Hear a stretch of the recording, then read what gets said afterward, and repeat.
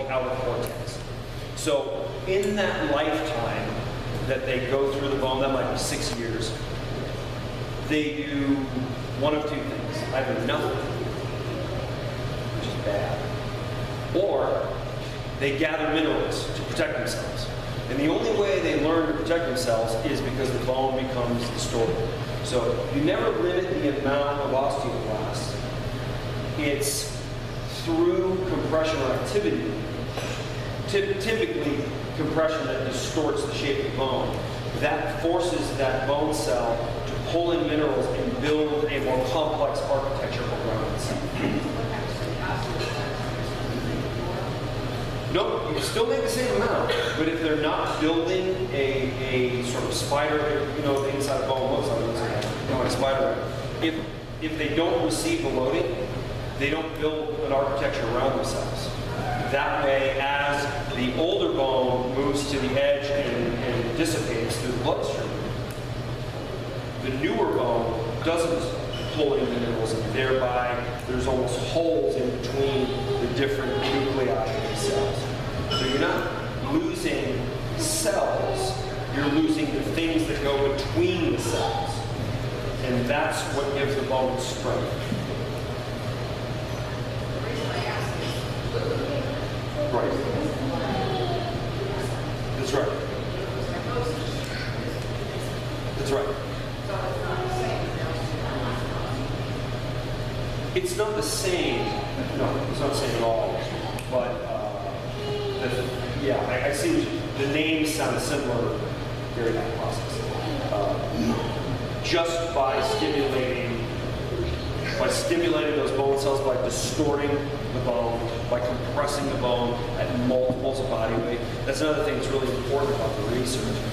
These people that were studying in the literature that was published this past December, they were all either osteopenic or osteoporotic, and they ended up at the end of 1 year of therapy using 3 times their body weight loading through their spine in the vertical lift movement, and 9 times their body weight in their legs.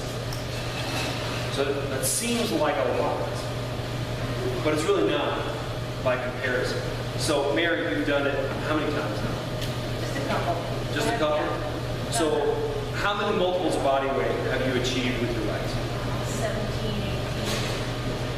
18. I don't know. I didn't really pay attention. I put you through one of those sessions, and it was, you probably started at 4 or 5 times your body weight. Okay. So the loading that you're capable of is much higher than you think in the very beginning.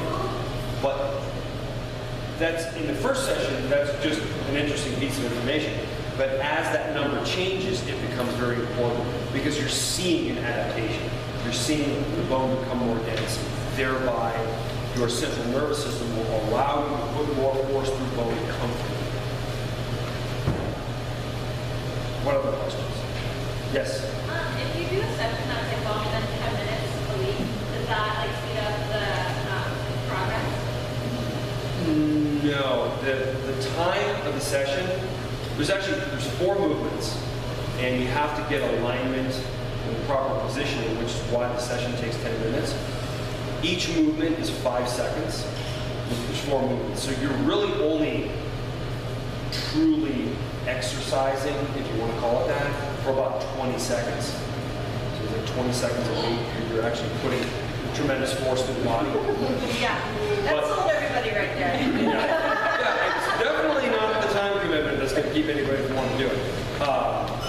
But you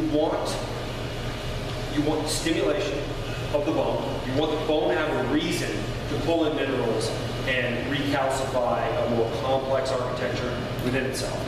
And then you want to wait so there can be an adaptation. So if you're waiting for an adaptation, let's say you go out in the sun and you come in and your skin's a little red, you know, you touch, oh, this happens to me very easily. Your skin's a little irritated. If I wait, it'll turn into a tan. But if I go out the next day, then it's going to burn and peel. So you have to wait for the recovery for the adaptation to take place. And for bone, as we've seen in research, it takes about a week. So you really want to stick to that one session and then wait for the recovery and then the next session again. Some people actually do better doing it every other week. And there's an algorithm in the software that dictates what somebody would do better with, and the computer system will tell you. The software is designed to be predictive based on your previous data points. Yes? When you're at maximum density, are you saying only up to like 7 or 8% and then you're at full osteoporosis? It depends. It depends on how low the bone density is going, how osteoporotic somebody is. So there's a matter of bone density is measured with standard deviations. So they take a measurement which is grams per cubic centimeter,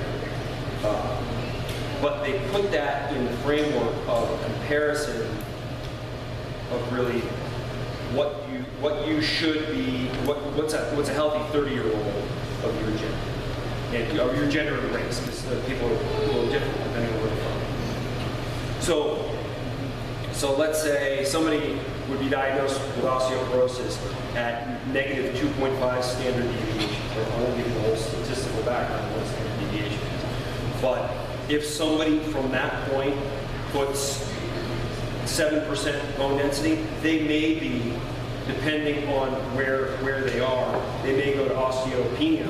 So from osteoporosis to like pre-osteoporosis, or they may go all the way back to healthy bone. It really depends. Yes, to directly answer your question, it is possible for somebody to go from osteoporosis all the way to healthy bone with that percentage of bone density.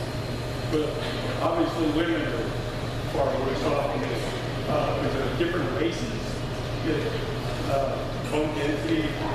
Yeah. So if you're a part of certain races, you probably really be looking at this. Yeah.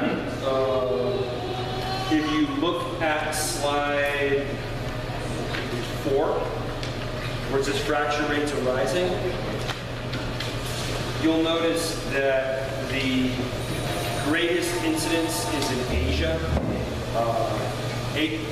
Asian people have the highest incidence of fracture that's osteoporosis related.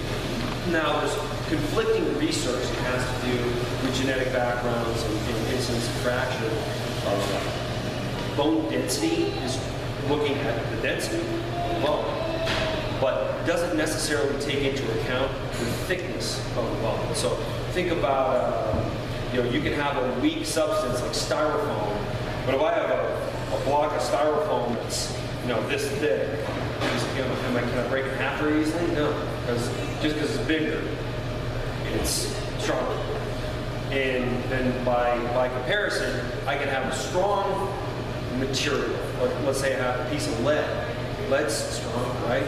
But if it's, a thin piece of lead, I can snap it really easily. So the gauge has a lot to do with it. The different genetic backgrounds have different gauges of bone, which is really wide. So somebody can have a lower density, but by comparison to what they would be normally at 30, based on the race that they are, they would not have such a high incidence of fracture. But pretty much, people of Asian descent have the highest incidence of fracture, and people of European descent have the second highest incidence of fracture.